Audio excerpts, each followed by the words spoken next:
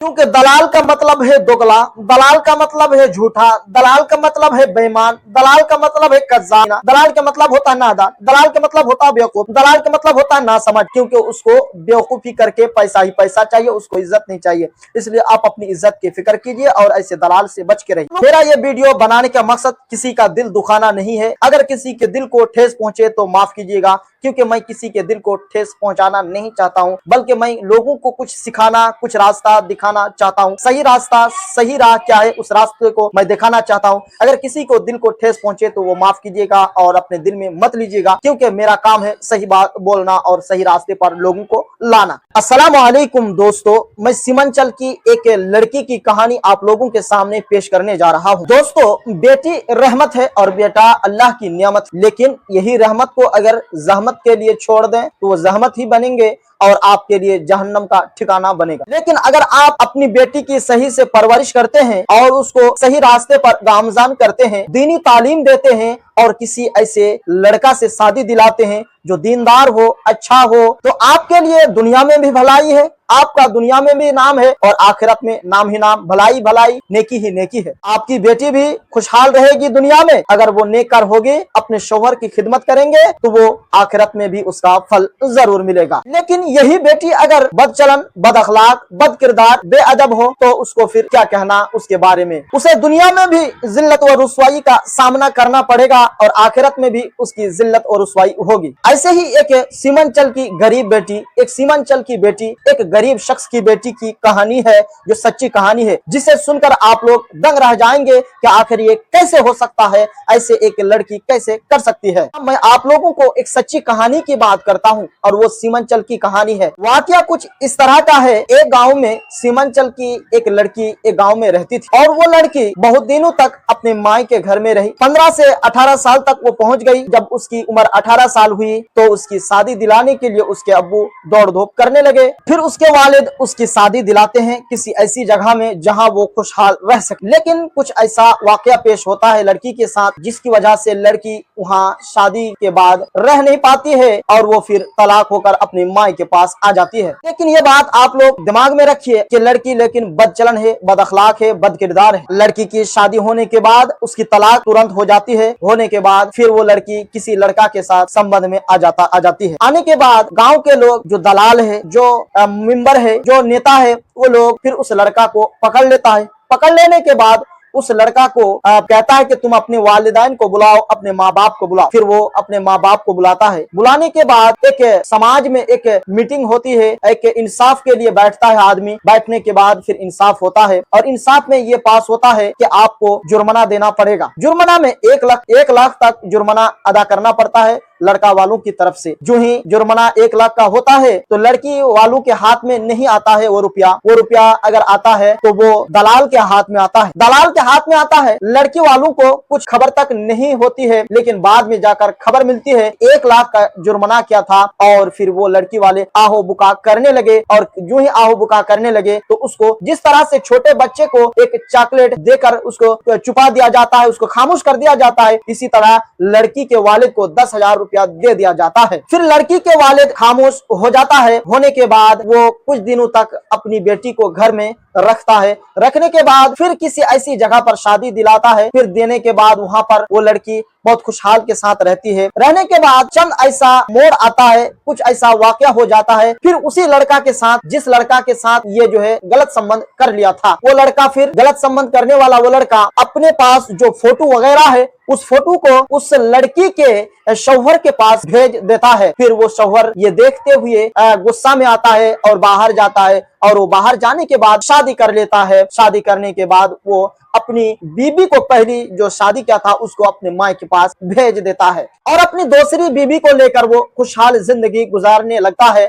और पहली बीबी की तरफ ध्यान नहीं देता है। और वो कैसे ध्यान दे जब वो 2 नंबर की लड़की हो, 2 नंबर की बीबी हो। तब उसको गुस्सा आता है और उस लड़की को अपने घर नहीं लेके जाता है। अब लड़की बीच रास्ते में फंस जाती है, अटक जाती है। अब लड़की करे तो करे क्या? अब वो लड़की फंस जाती है कि अब करूं तो करूं क्या? तो ये लड़की सोचने लगती है। सोचने के बाद ये समझ में आती है उसको। लड़की चंद महीनों तक सोचते सोचते ये रास्ता उसको मिल जाती है कि मैं जिसके साथ पहले गलत संबंध किया था अब उसी को किसी तरह बलि का बकरा बनाया जाए। तब दलाल लोगों को एक सुराख मिल जाता है और सुराख मिलते ही दलाल क्या करता है, उस लड़की को ये कहता है कि तुम उस लड़के को बुलाओ जिसके साथ तुमने पहले गलत संबंध किया था। फिर वैसा ही होता है कि ये लड़की उस लड़के को बुलाती है। बुलाने के बाद उसको ये लड़की लेके अपने साथ आ जाती है। लड़की अपने पहरेदार को इधर उधर रख देती है और वो पहरेदार जाकर उस लड़का को पकड़ लेता है। जो ही दलाल को अपने जाल में मुर्गा फंसने को मिल जाता है, फंसा हुआ मुर्गा को अब वो बलि का बकरा बनाकर उस मुर्गा को किसी ऐसी जगह पर बंद कर देता है पर वो सुरक्षित रह सके। लेकिन वो लड़का फिर भाग जाता है। फिर जिसके घर में रखता है उसके ऊपर दबाव डालता है कि तुम अपने बच्चे को लेकर आओ। फिर वो लेकर आता है। आने के बाद कुछ फैसला ऐसा होता है कि जिसे सुनकर आप लोग भी तंग रह जाएं। दलाल लोग लड़की की तरफ से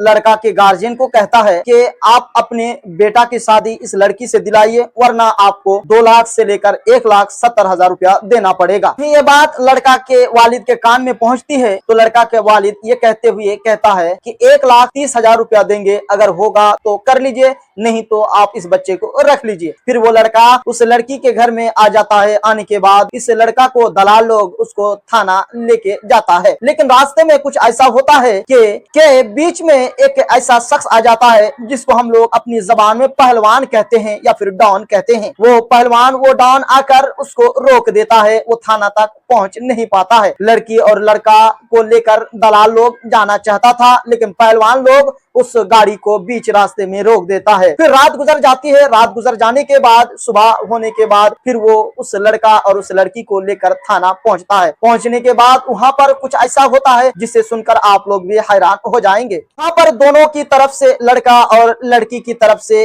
बातचीत होती है थाना में जाकर। और फिर वहां पर बातचीत में ये बात आती है सामने कि लड़की इससे पहले 2 मरतबा फंस चुकी है, यानी दूसरे लड़का के साथ संबंध में रह चुकी है और 2 मरतबा शादी हो चुकी है और तीसरे मरतबा गलत संबंध में इस तरह से ये लड़की पकड़ा गया है। फिर जब ये बात जो ही पुलिस लोग जो बड़े ऑफिसर लोग हैं वहां के बड़े बाबू हैं वो सुनते ही उसके गुस्सा और वो आग बगोला होकर उसका चेहरा लाल हो जाता है। लड़की के भाई के ऊपर थाना के बड़े ऑफिसर एक थप्पड़ रसीद कर देता है, यानी उसके चेहरे पर एक थप्पड़ मार देता है, ये कहते हुए कि साइन करो। अपनी गलत जबान यूज करते हुए पुलिस के जो रस्म रिवाज है जबान है उस तरह से उसको मारते हुए कहता है। फिर वो लड़का पीछे हट जाता है, साइन करना नहीं चाहता। वहां पर जो दलाल लोग रहता है उन दलालों को भी पुलिस लोग रोन देता है और उसको बहुत तरह से पीट देता है, मारता है। फिर वहां से दलाल लोग भाग के अपने घर को आ जाता है और फिर ये कहता है कि साइन मत करो। लड़की के गार्जियन से कहता है कि साइन मत करो, साइन मत करो। लेकिन उस लड़का को उसके भाई को उसके गार्जियन को मारता है तो वो लड़का उसके गार्जियन साइन कर देता है। फिर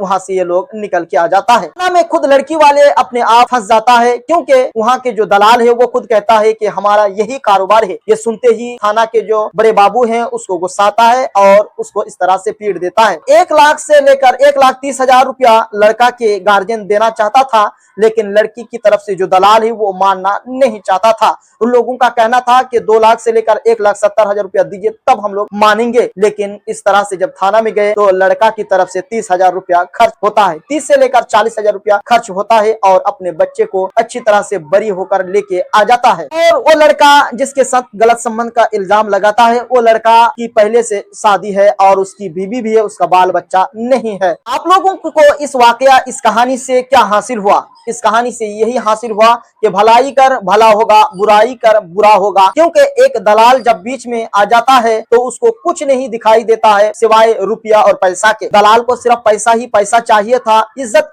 की कोई फिक्र नहीं है। वो इज्जत को नहीं चाहते थे। वो थाना में गए कि लड़की की शादी दिला दे या फिर उस लड़की की तरफ से पैसा मिल जाए और पैसा खाकर हम बैठ जाए। इसलिए दलाली करने से पहले एक इंसान को सोचना चाहिए कि हम करने क्या जा रहे हैं, कि किसी लड़का को ऐसे ही फंसा देना, उसको जाल में फंसा देना सही है या गलत? आप लोग कमेंट में बताइए। और ऐसा करना किसी इंसान के लिए दुरुस्त है या गलत, आप लोग ये भी कमेंट में बताइए। और हर एक शख्स को चाहिए कि आप अपनी बेटी के गार्जियन हैं, आप अपने बेटे के गार्जियन हैं, आप अपना दिमाग लगाइए, अपने अकल को दौड़ाइए, अकल के घोड़े को सही तरीके से दौड़ाइए और दलाल के पीछे मत भागिए। आपको अल्लाह ने दिमाग दिया है, अकल दी है, उस अकल को लगाइए, काम में लगाइए और अपने बाल बच्चों की हिफाजत कीजिए। सबके घर में बेटी है और अपनी बेटी की फिक्र सबको है, इसलिए अपने बाल बच्चों की सही से परवरिश कीजिए, तरबियत कीजिए और अपने बच्चों को दीनी तालीम देने की जरूर कोशिश कीजिए। मैं फिर ये बात दोबारा कहना चाहूंगा आप लोगों से कि आप लोग दलाल लोगों के हाथ से बच के रहिए। दलाल लोग आपको बर्बाद कर देगा, आपकी इज्जत को निश्चित नाबूद कर देगा, क्योंकि दलाल का मतलब है दोगला, दलाल का मतलब है झूठा, दलाल का मतलब है बेईमान, दलाल का मतलब है कज्जाब, दलाल का मतलब होता है कमीना, दलाल का मतलब होता है नादान, दलाल का मतलब होता है बेवकूफ, दलाल का मतलब होता है नासमझ, क्योंकि उसको बेवकूफी करके पैसा ही पैसा चाहिए, उसको इज्जत नहीं चाहिए। इसलिए आप अपनी इज्जत की फिक्र कीजिए और ऐसे दलाल से बच के रहिए। लोगों से अपील करूंगा कि इस वीडियो को 100 लोगों तक पहुंचाइए, और